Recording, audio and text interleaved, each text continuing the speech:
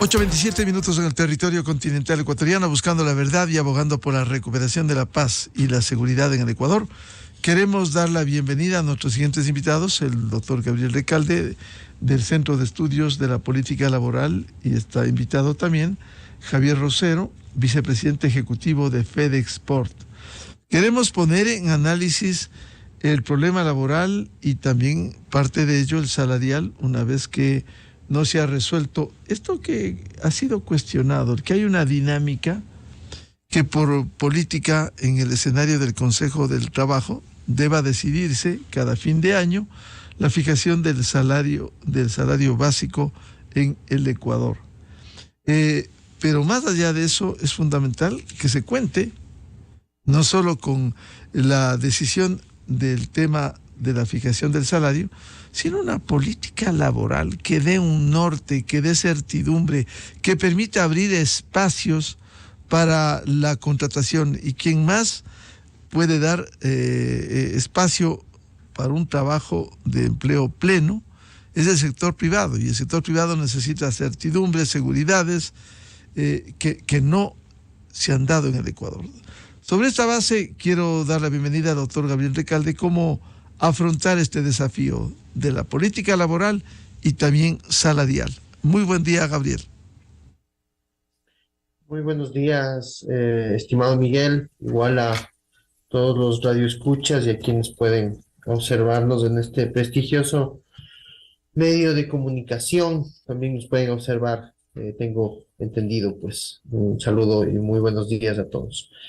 Efectivamente, como usted señala, tienen que estar compaginadas una serie de factores para que esas certidumbres, esa confianza, esa política salarial y de reformas que están, pues obviamente, en retrasadas por más de una década en el Ecuador, deban estar compaginadas y deban ser abordadas por el Estado.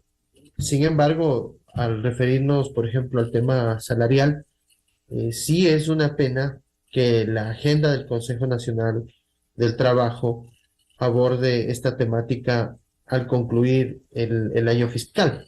Evidentemente que por necesidad se lo hace así, y así lo realiza no solamente el Ecuador, sino 90 países en el mundo que se acogen al convenio 131 de la OIT sobre fijación de salarios mínimos. Pero sí tiene que ir siendo tratado de manera progresiva a lo largo del año, viendo las variables que afectan a un sinnúmero de elementos y factores económicos, la pérdida del poder adquisitivo que tiene el salario, que ha sido bastante erosionada por la cuestión de la pandemia, y que ha existido países como los nuestros que no han podido sobrellevarla. Entonces, esos factores no es que se analizan solamente a final de año, debe ser una tarea pormenorizada, una tarea exhaustiva, técnica, con datos empíricos, con datos técnicos, es decir, viendo una serie de aristas e involucrando, como dice el convenio, a una serie de actores, ¿no? Y en la serie de actores obviamente también están los sindicatos, están las organizaciones, están los empresarios, pero también están quienes poder tratar de incluirles a aquellos que no se encuentran cobijados por una posibilidad de garantía. Entonces ahí está una serie de elementos que también son visibilizados en el tema económico, que son la gente, los desempleados, las trabajadoras no remuneradas del hogar, sí, una serie de actores que tampoco están debidamente representados e incluidos. No quiero con eso concluyo para continuar con el debate. No quiero señalar que los actores que hoy se encuentran presentes en el Consejo y en la elaboración que se está haciendo de esta política no tengan la legitimidad. Al contrario, tienen y son escogidos conforme, Miguel, un acuerdo ministerial que sale de la reforma en la que se reestructura el Consejo Nacional del Trabajo en el artículo 118 y 119, que le da incluso una potestad de hablar sobre política laboral. Entonces, yo creo que unos elementos que nos dan una plataforma muy buena para el debate, para el análisis, es abordarlo al Consejo de una manera más amplia y que esa tarea sea mucho más sostenida en el tiempo y que le podría dar mejores resultados de los que hoy estamos pues observando en el país y que va a ser fruto del análisis hoy en la mañana. Bienvenido al vicepresidente ejecutivo de FedExport, miembro del Consejo Nacional del Trabajo, Javier Rosero. ¿Cómo establecer, partamos de este hecho, una política, un programa laboral que permita uno de los objetivos, no solo el de salarios, como hoy se debate, esa es la estructura legal, que cada fin de año hay que fijar el salario, más allá de lo que debiera ser el mejoramiento productivo, la productividad que permita mejorar y generar fuentes de empleo? Y quien da mayores fuentes de empleo es evidentemente el sector privado, la empresa privada.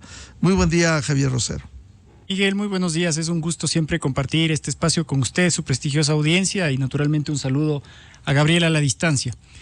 Lo que usted ha planteado de inicio es la idea que me parece a mí que es fundamental, con la cual el país tiene que empezar un debate responsable respecto al problema estructural que tenemos en este momento en torno al empleo.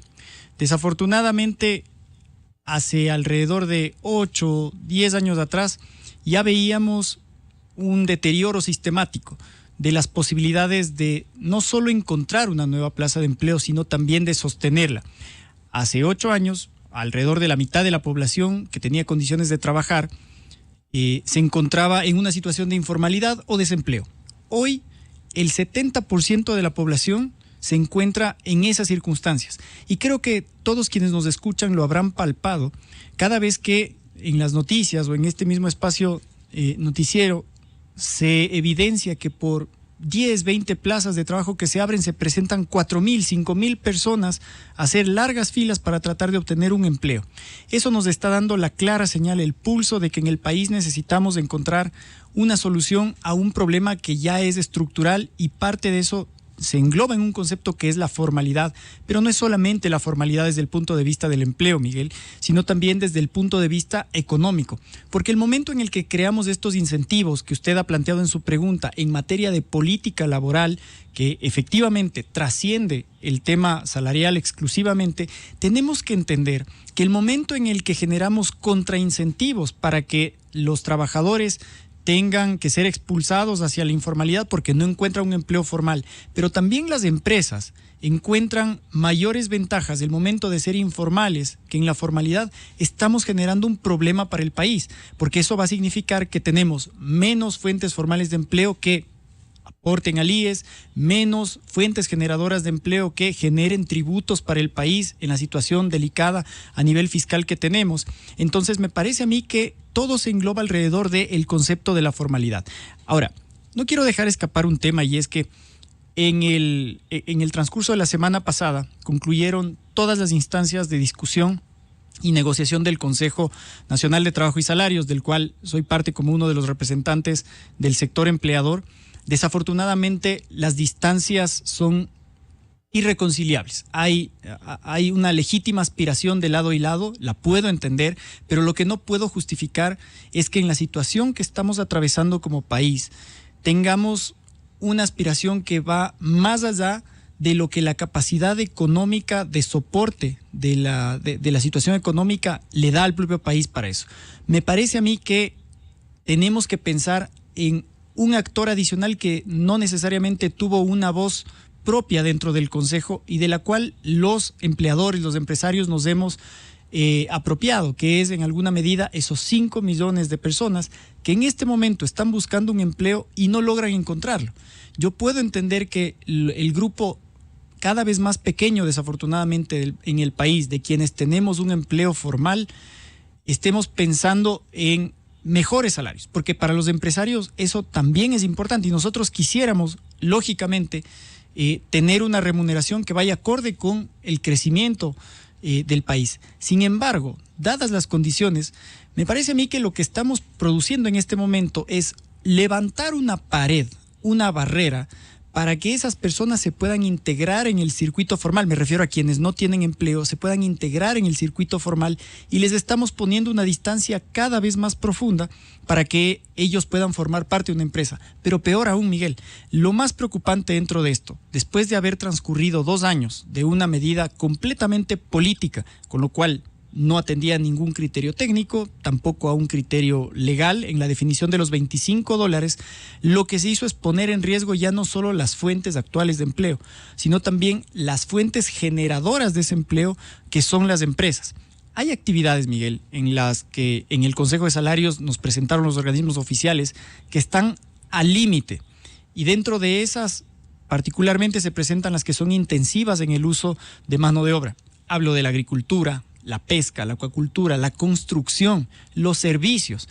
Todas estas actividades que engloban alrededor del 70% del músculo de la actividad económica del país, en este momento se encuentran en serio riesgo, y además la proyección del siguiente año es que seguramente van a estar más cerca del estancamiento que del crecimiento. Habiendo dicho esos primeros elementos, podremos profundizar un poco más adelante otros.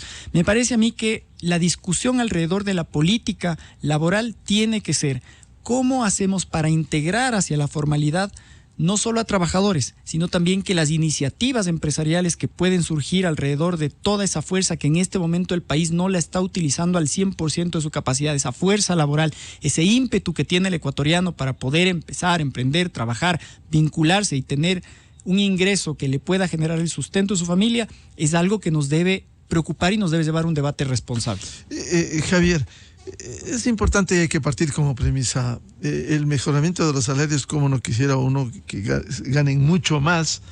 Sin embargo, esto va atado al mejoramiento de la producción, la productividad, el crecimiento económico. ¿Cómo se puede subir si no hay esas condiciones? ¿Cuál es la aspiración en este momento que no se pudiera cumplir dadas las condiciones? Por un lado, crecimiento modesto de la economía, crecimiento de la producción y la productividad también, no en los niveles que se quisiera. ¿Y cuál es la aspiración que tienen los trabajadores en el escenario del Consejo? Esa es una muy buena pregunta, y usted ha abordado 2 elementos que fueron claves en la discusión. El primero, respecto a cómo relacionamos el crecimiento económico, o por lo menos la dinámica económica que tiene el país en relación a la productividad laboral. La productividad puede venir por varios factores, pero si nos centramos específicamente en la productividad laboral, esta ha venido casi estancada en la última década. Y eso también debe llamarnos poderosamente la atención, porque quiere decir que desafortunadamente en todas las acciones que podemos emprender para que los trabajadores puedan tener un mejor rendimiento, no hemos logrado tener un nivel de asertividad adecuado en el país. Ahora bien, lo que sí ocurre es que un factor importante para comparar es la competitividad. Y desde el punto de vista de la competitividad, nosotros nos encontramos con que el Ecuador es el país que, en términos de salario por hora, por semana, tiene el salario más alto de toda la región, indiscutiblemente. Pero lamentablemente, en materia de productividad, estamos prácticamente a la cola en productividad laboral en toda la región. Es absolutamente inconsistente e incompatible que mantengamos un crecimiento desmesurado del salario, mientras que en la productividad vamos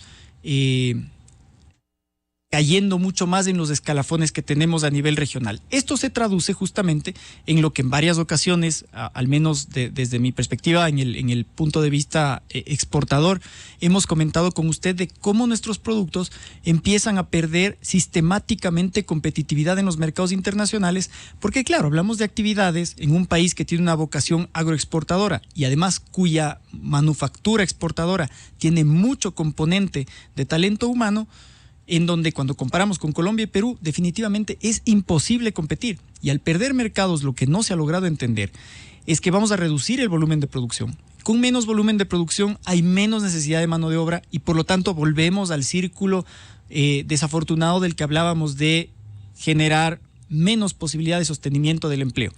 El otro tema que usted mencionaba, Miguel, es que la posición que, en mi opinión, por lo menos fue extremadamente inflexible, además de irreconciliable con los trabajadores, es que ellos sostienen que para este año su aspiración era un incremento de $100 a $102 del salario básico, lo cual en nuestra opinión, no tiene ningún asidero técnico. Insisto, entiendo que toda aspiración es legítima, pero la legitimidad tiene que venir acompañada de un respaldo importante y además de entender que no podemos legislar o por lo menos proponer iniciativas que solamente vayan para un grupo reducido de la población, sino para todos los que necesitan en este momento o están esperando una definición alrededor de eso para poder conseguir un empleo.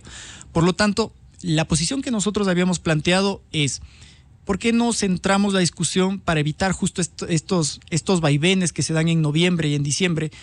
Un esquema que nos permita de una manera previsible encontrar cuáles son los factores que se deberían considerar para el salario básico. Entre esos está la informalidad, lo podemos profundizar, pero me parece que es obvio, Miguel, que mientras más subimos el salario básico, más trabajadores vamos a expulsar hacia la informalidad.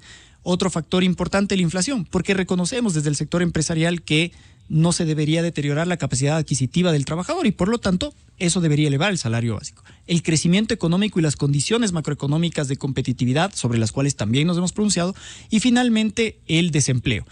Con todas estas variables alrededor, nuestro cálculo, que además no fue exclusivamente una propuesta del sector empleador, sino que ya está institucionalizado en un acuerdo, ni siquiera no de este gobierno, mucho menos del anterior, de una administración pasada, de que esta fórmula pueda ser un referente en la negociación. Ese resultado fueron $4, como usted podrá darse cuenta, entre 102 y $4 hay una brecha que es bastante compleja. Nosotros extremamos esfuerzos para tratar de llegar a un consenso y darle una señal al país de unidad que nos parecía que es lo que se estaba esperando, pero desafortunadamente no encontramos ningún tipo de flexibilidad desde el lado de los trabajadores y por lo tanto ahora lo que corresponde es que la ministra del Trabajo, en función de lo que le dice el código, tenga que solamente establecer, no tiene ningún criterio discrecional, establece el salario básico unificado en función de la inflación proyectada el próximo año, que serán $9. Bien, vuelvo con el doctor Gabriel Recalde. Esto del salario, siendo importante el que se dignifique, que mejore, aun cuando el salario básico en dólares en el Ecuador es mucho más alto que en países vecinos en la región, siendo importante y legítimo la aspiración, sin embargo, hay que ver la realidad. ¿Cuál es la situación económica? ¿Cuál es la situación empresarial? Porque hemos escuchado a muchos empresarios. A mí me suben desmesuradamente el salario. ¿Qué me corresponde? No contratar, simplemente no voy a abrir nuevas fuentes de empleo y volvemos al problema inicial de la política laboral. Doctor Recalde.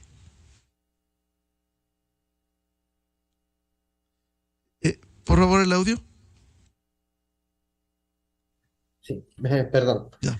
Efectivamente es un círculo vicioso en el que nos encontramos prácticamente en toda esta etapa moderna del Estado ecuatoriano en el que se establece esta metodología del incremento, ¿no? Cuando uno escucha ya en octubre, en noviembre, digo un poco más empíricamente que esta circunstancia se va a dar como normalmente se lo realiza, por el lado de los empresarios, obviamente hay una señal de desincentivo para poder tal vez hacer una ampliación a una planta, a un espacio de inversión, porque ese aspecto también hay que considerarlo para incrementar esta parte de la productividad a la que a la que hace referencia Javier. En este caso, creo yo también que hay que considerar los elementos de los costos que están relacionados a la subida del salario, ¿no?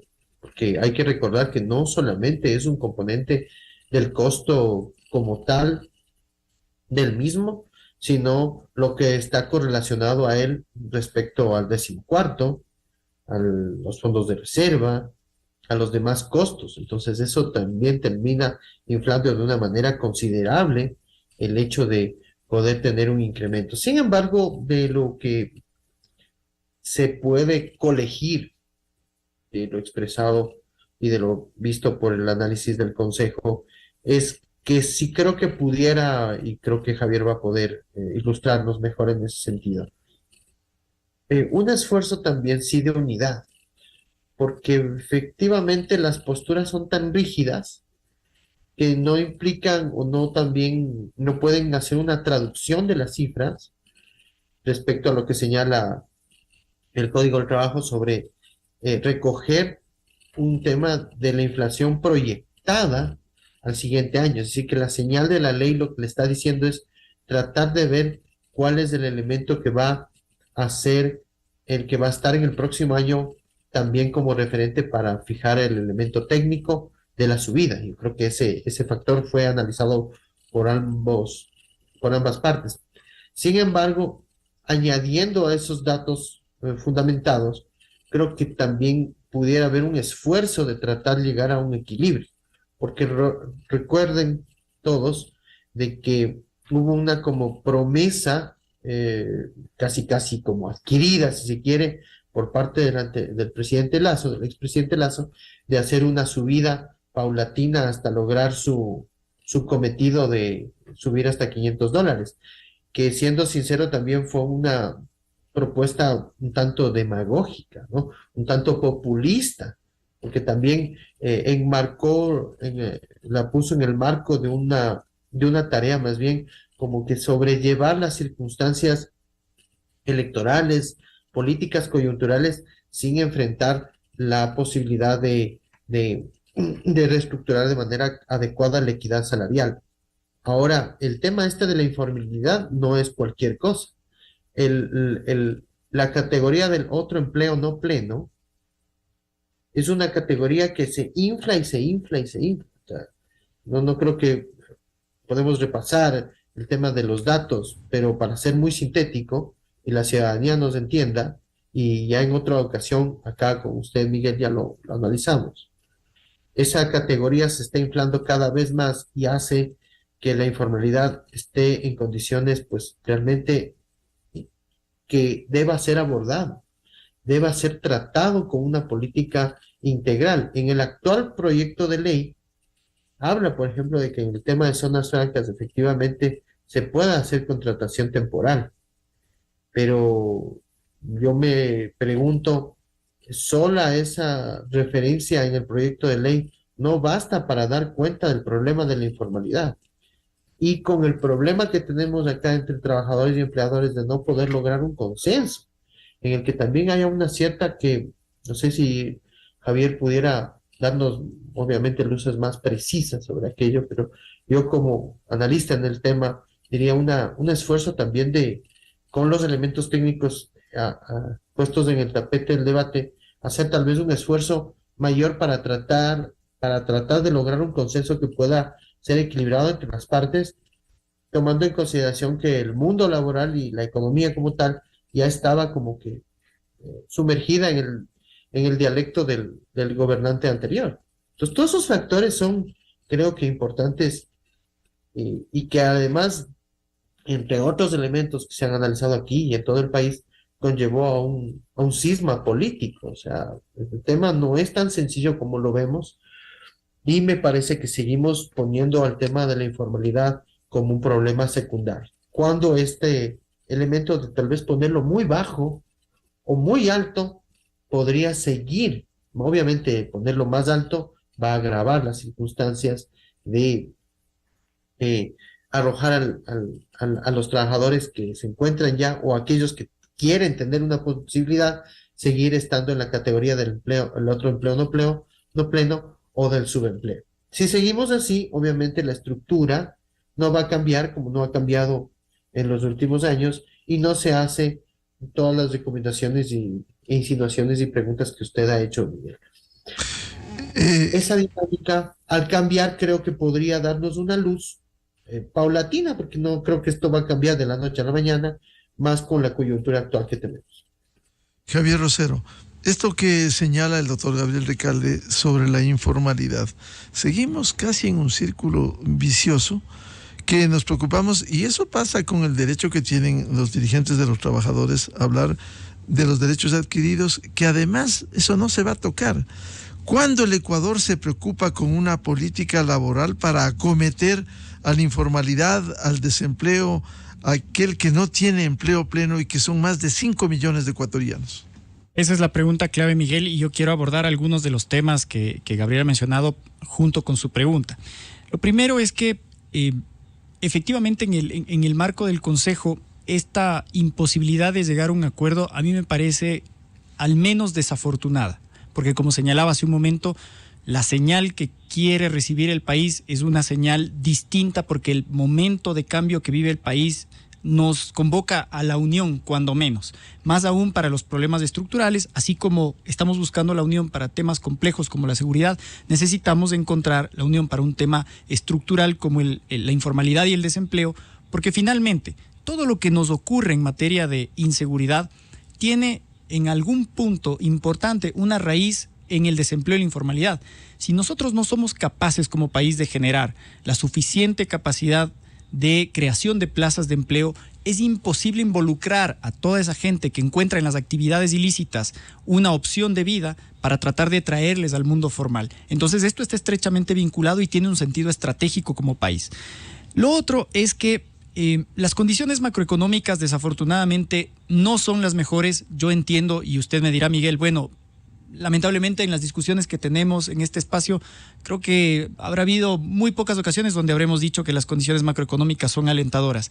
Pero lo que sí es cierto es que venimos de un año en donde se ha acumulado algunos elementos. El tema de los racionamientos eléctricos, se nos avecina el fenómeno del Niño, tenemos un incremento acumulado del salario que en nuestro análisis en los últimos 15 años creció en 165%, pero desafortunadamente esto generó un contrasentido porque perdimos empleo formal, que era lo que estamos hablando hace un momento. Casi el 20% de empleo formal se perdió mientras el salario creció en 165%.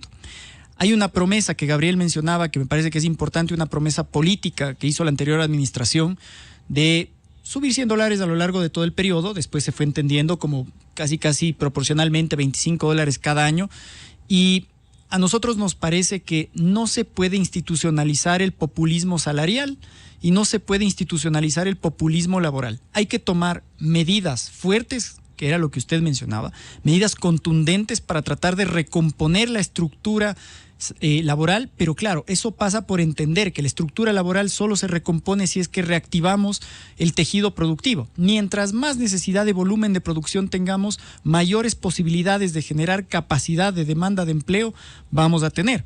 Entonces, desde esa perspectiva, lo que hoy ha ocurrido cuando no hemos llegado a un consenso es que lo que la ley determina, este incremento en función de la inflación proyectada del próximo año, puede ser que a los empleadores no nos agrade. Esto va a significar alrededor de $9 adicionales, Miguel.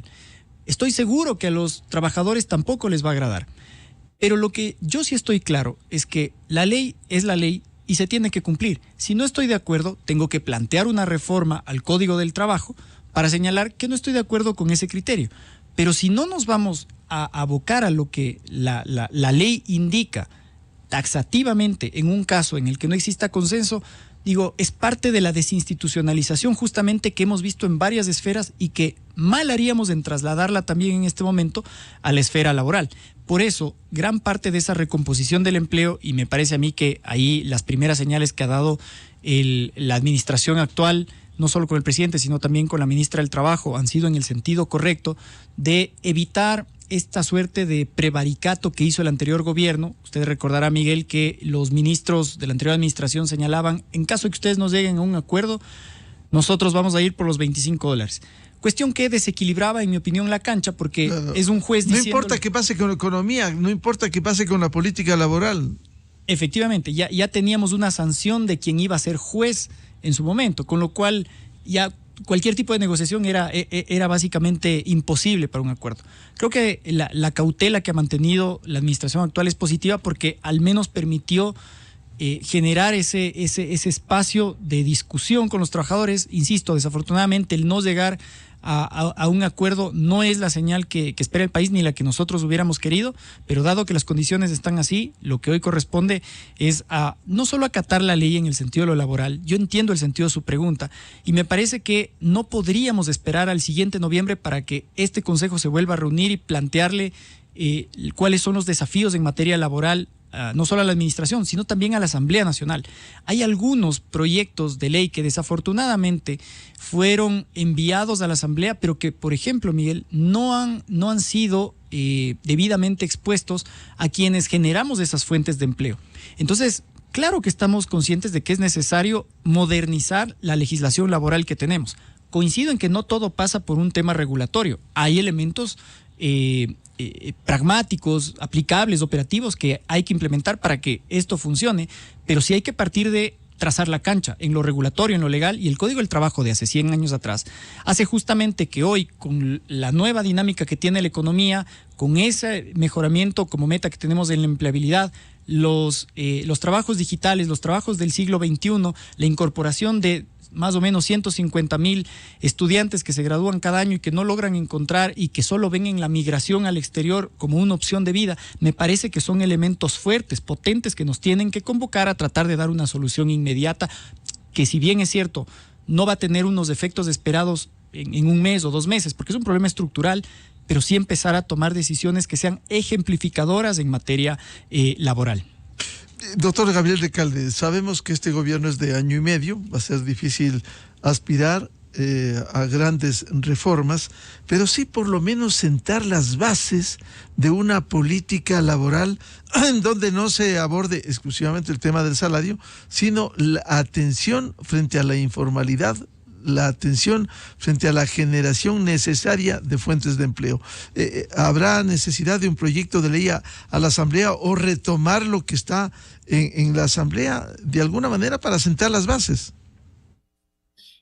Efectivamente, yo quiero señalar que lo mencionado por Javier es totalmente correcto, ¿no es cierto? En el sentido de que ya estaba inclinada la cancha cuando desde no solamente Miguel y Javier desde el gobierno del expresidente Lasso, sino desde los anteriores 2 administraciones, ya estaban fijadas los elementos con los cuales se iban a subir los salarios. O sea, eso no es la política que instaura el presidente Lasso, ya es una tónica que toman los gobiernos respecto al artículo 118, para ser un poco técnico, ¿no? En relación al tema que estamos abordando. Si el Estado como que se acomoda a una situación populista de alguna forma, ¿sí? De subir, y eso no quiere decir que estamos en contra de las aspiraciones legítimas de los trabajadores. Javier debe conocer muy bien que ellos han manifestado el tema de la transitoria de la Constitución, ¿no es cierto?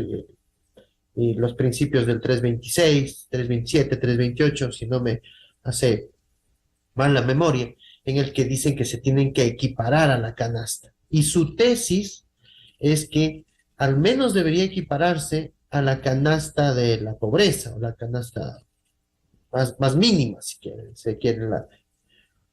Pero eso está muy bien. Yo creo que sí es un argumento en parte sólido. Y Javier lo conoce, que se habrá abordado, y eso lo han manifestado los señores trabajadores. Pero tiene que estar acompañada por la tónica en la que va la economía. Es decir, ahí la problemática no me parece que es en el lado de los derechos, que son legítimos, sino que no está acompañada y no es coincidente con los elementos técnicos que nos deja la norma. Si no, entonces, ¿para qué está la norma? Entonces, ¿para qué está la ley? ¿Para qué está ese elemento técnico que se encuentra ahí? Y Javier ha señalado. Entonces, si estamos en contra de eso, entonces cambiamos el Código del Trabajo. Y ahí abordo la parte que usted menciona, Miguel.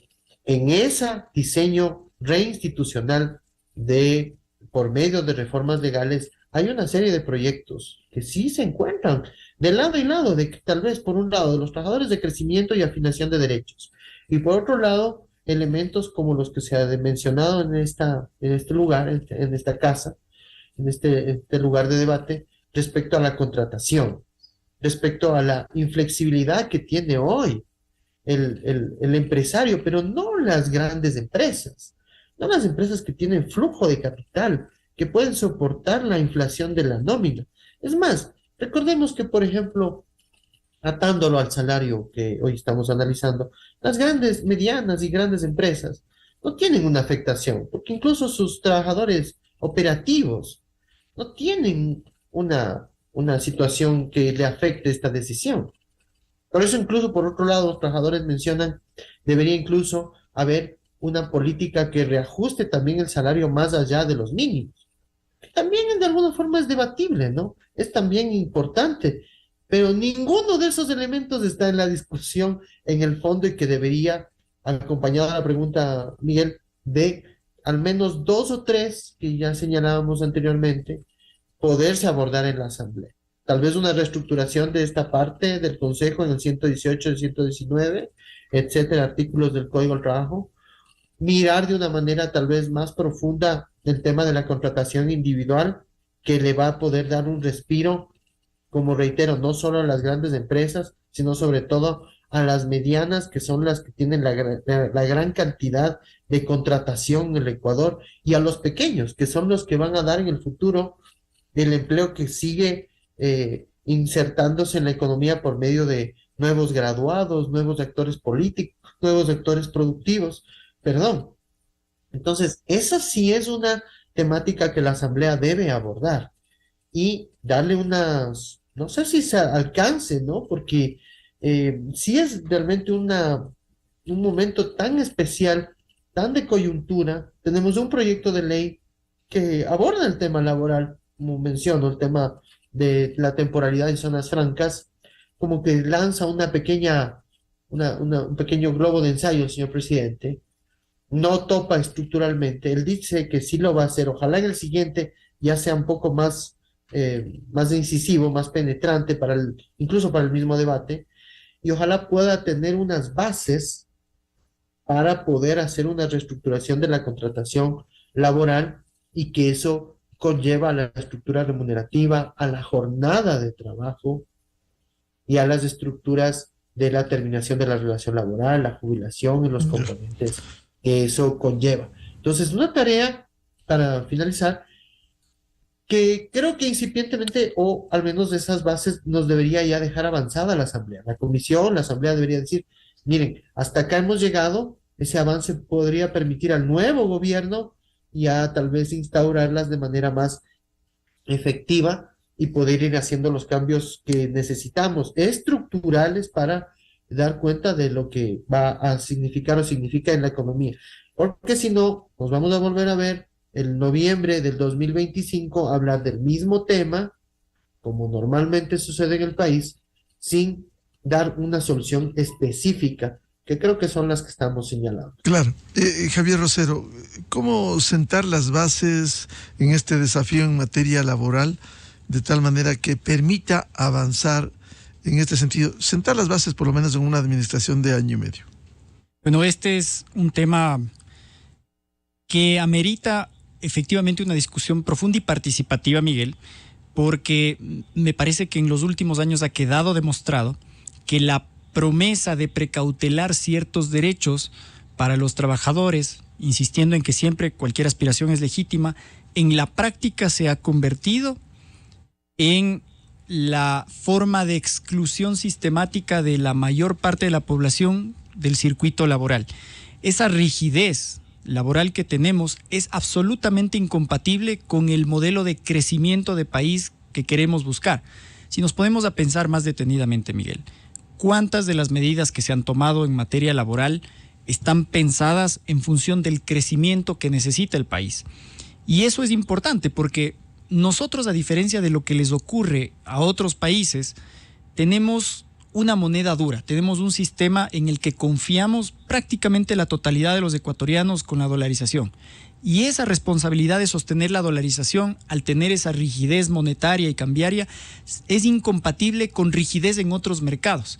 Lo que quiero decir es que tener una rigidez monetaria significa flexibilidad en otros espacios, flexibilidad en el ámbito financiero, flexibilidad en el ámbito tributario, flexibilidad en el ámbito laboral, lo cual no significa un tipo de regresión de derecho, significa tratar de privilegiar los acuerdos entre las partes, porque hoy lo que ocurre, Miguel, es que los sobrecostos, lo que usted mencionaba de cómo sentamos las bases, los sobrecostos en materia laboral en los que incurren las empresas, y esto va más allá del salario, para poder contratar una nueva persona. Ahora que se avecina, por ejemplo, la temporada alta para el comercio, en Navidad, Año Nuevo o fiestas de Quito, quienes nos encontramos en la ciudad, necesita de mayor mano de obra, pero es una mano de obra relativamente estacional. Y el poder contratar adicionalmente a un trabajador tiene un sobrecosto que otro país no lo enfrenta. Entonces, lógicamente, lo que ocurre es que el ejercicio del balance financiero se somete a un estrés y a una presión en la cual probablemente pude haber contratado a 10 trabajadores, pero por todos estos sobrecostos, algunos ocultos, otros más visibles, en la práctica termino contratando a la mitad de lo que pude haber terminado contratando. Y eso significa, o eso da como resultado lo que estamos viendo en términos de toda la gente que se queda por fuera de esta posibilidad de tener una oportunidad de empleo. Otros de los temas que me parece que son importantes es que, si bien tenemos que centrar, y coincido con Gabriel, una discusión importante de las 3-4 cosas en las que podemos ponernos de acuerdo para que trabajadores y empleadores puedan encontrar tener ese punto de encuentro, al menos no abonemos en cosas que vayan en un contrasentido a la generación de empleo. Por ejemplo, hace poco usted mencionaba en este mismo espacio, Miguel, la decisión de retirar el incentivo nocturno a las industrias que trabajan en la jornada de la madrugada, digamos, esencialmente. Y uno de los argumentos que más me ha llamado la atención es que se aduce que no existe una justificación respecto al empleo que depende de esa jornada, lo cual honestamente me cuesta entender, porque es evidente que las industrias que están utilizando los incentivos de la jornada nocturna en materia del suministro eléctrico son quienes han logrado generar una base de empleo adicional en un horario que usualmente no se hubiese generado. Es decir, ese empleo efectivamente es en alguna medida una compensación a todos estos sobrecostos ocultos de materia laboral, porque significa, por ejemplo, el hecho de que yo tenga un trabajador en un horario de la madrugada, un 50 a 100% más de la hora trabajada. Entonces, el hecho de que podamos tener ese incentivo durante la noche justamente generaba algún relativo balance y permitía, en alguna manera, generar plazas adicionales que en la jornada tradicional no se hubiesen generado. Por eso me suena incompatible, y este tipo de medidas me parece que hay que retomarlas todas, a hacer una priorización, porque además el tiempo que tiene esta administración es extremadamente corto, digamos, en términos de lo que se necesita para tomar una medida estructural, Miguel. Y por lo tanto, en esa base de priorización, encontrar qué es lo que puede en alguna medida empezar a dinamizar. Lo que usted señalaba, cómo empezamos a dar esa señal fuerte, potente, con 2-3 cosas que nos puedan convocar a tratar de recomponer esa estructura del empleo. Las otras cosas las iremos complementando en el camino, pero si no podemos ponernos de acuerdo en cómo traspasamos esos 5 millones hacia la formalidad, vamos a seguir viviendo los problemas de inseguridad, y lo peor, me parece a mí que corremos el riesgo de que no sean 5, sino que en el tiempo sistemáticamente esto se siga deteriorando y aumentemos esa cantidad. Lo cual sería mucho más grave. Seguiremos hablando de este tema fundamental, la política laboral, parte de ello la salarial, que debiera ser este gobierno de año y medio. Muchas gracias por participar al doctor Gabriel Recalde del Centro de Estudios de la Política Laboral y Javier Rosero, vicepresidente ejecutivo de FedExport y miembro del Consejo Nacional del Trabajo. Muchas gracias, muy amables. A usted, Miguel, por el espacio. Un saludo, Gabriel. Igualmente, Javier, don Miguel, muchas gracias. Con esto cerramos la jornada de entrevistas y debates, la opinión diversa y libre en la revista de Opinión Democracia. Les recomendamos, ya bien en ExaFM, Show de la Papaya, y a los miles de seguidores de la revista de Opinión Democracia, les agradecemos su seguimiento, les deseamos un feliz martes a todos. Festejen a Quito con mesura, la recomendación. Muy buen día, felicidades a todos. La revista de Opinión Democracia, buscando la verdad en todas partes. Inicio de espacio promocional y publicitario.